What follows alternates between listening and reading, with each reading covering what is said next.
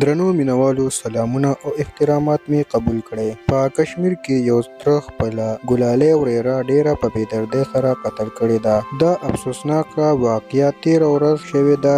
ټول تفصیلات یې درسره دلته شریکوم. ویډیو کې راسره تر اخره پاتې شئ. دا ویډیو شروع کېدو نه وړاندې کوم ملګري چې زموږ په چینل کې نوي دي او زموږ چینل قرار کلیک یې نه وي سبسکرایب کړئ نو مهرباني وکړئ چینل درسره ضرور سبسکرایب کړئ او سره د ټلۍ نشان هم ووهئ. ملګرو تره خپله ورېره چې د 2 کالو وه ډېره په بېدردۍ سره یې قتل کړې ده.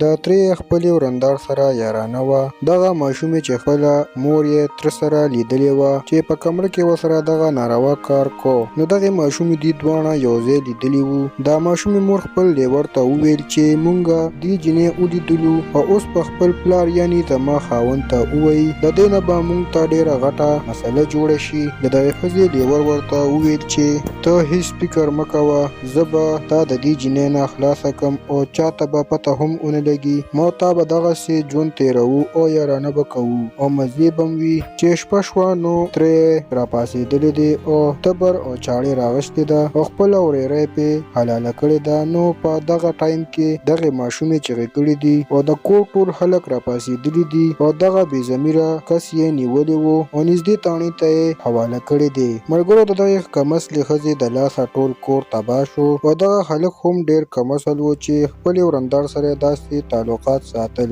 ملګرو حکومت لا پکار دي چې دغې دواړو له سخته سزا ورکړي. دې دواړو له پانسي ورکړي او ډېر په بېدردۍ سره دې قتل کړي څنګه چې دغه ګلالۍ ماشومه قتل کړې وه. دې دواړه دې هم سریعام پانسي کړي شي. ملګرو زموږ ویډیو تر دې پورې وه چې درسره مو شریکه کړه. که ویډیو م خوښ شوي نو لایک او شیر یې کړئ. چینل سره ضرور سبسکرایب کړئ. مننه کوم چې ویډیو م راسره تر اخره پورې وکتله او د بلې ویډیو پورې د لیدلو په امان.